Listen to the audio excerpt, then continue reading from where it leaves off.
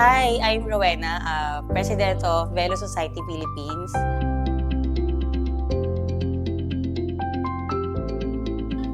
Si Velos kasi is 2022 lang nilabas ni Toyota. So basically, mga nasa 1 year pa lang kami kay Vicatin. Sa partnership naman, masasabi kong okay naman. So 1 year na yun. So may mga... Actually, hindi lang pala 1 year eh. Si mother company kasi nila is kakilala na rin.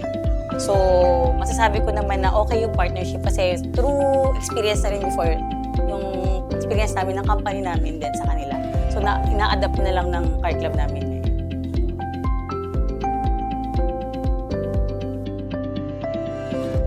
So, sa insurance, at siguro napakahalaga niya kasi at some point kasi pag na-aksidente ka, hindi na yung gasto. So, may nakaagapay sa atin na insurance na makikita nung kahit anong mga gastos natin. Kunwari, let's say, si car natin is ginagamit natin pang work.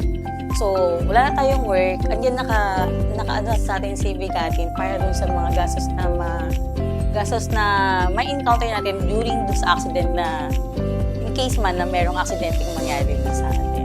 Tapos, why si Vicatin? Kasi unang-una yung mga sa sales nila, so na-experience na rin namin, kausap sila, yung company nila, kakilala na namin. So madaling mag-claim sa kanila at the same time, hindi kanila yung katulad ng ibang insurance kasi na pagka mag-claims na nowhere to found, tas ang hirap mag-reply. So meron na rin kasi na kami experience kay Vicatin na sa pag-claim ng mga insurance.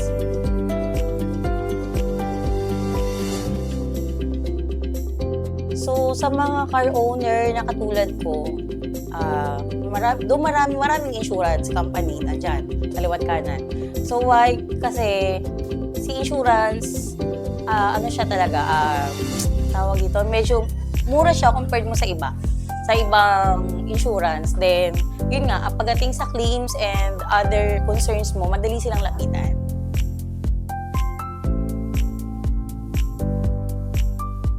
So ayun, sa lahat ng hindi pa member ng Velo Society PH, kami pa lang, as of now, kami pa lang yung parang car club ng Velos na masasabi mo na, established na compare mo sa iba kasi makikita mo naman yung camaraderie ng group namin. So nandun talaga siya, yung friendship. So marami kang mamimit, marami kang makikilala, magiging kaibigan. Actually, family na. So, kung Velos owner ka, mag-join ka sa, sa group namin. Bigatin ako!